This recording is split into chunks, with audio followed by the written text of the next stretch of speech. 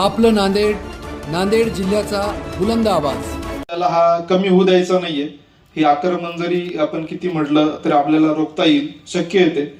कारण इंग्लिश मीडियमचा जो बुडबुड आहे, तो बबल आहे, त्याला बिलकुल क्वालिटी नाहीये. त्या पद्धतीचे शिक्षक त्यांच्याकडे नाहीयेत. तुमच्यासारखे चांगले शिक्षक बिलकुल त्या पद्धतीचे नाहीयेत.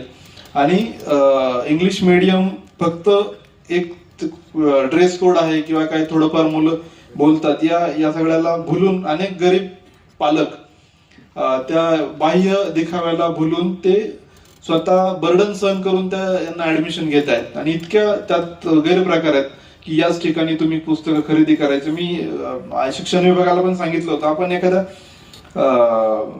याच्यावर कारवाई करू.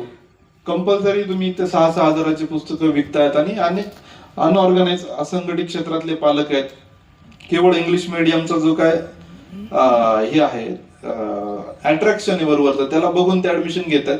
पण मला असं वाटतं की मातृभाषेतलं शिक्षण आहे किंवा आपल्याला मातृभाषा जेवढी चांगली जमते ती त्याचं आकलन झाल्यानंतरच इतर कुठली भाषा आपण शिकू शकतो. जो सेन्स ऑफ अंडरस्टँडिंग आहे तो आपल्या मातृभाषेमध्ये जास्त असतो.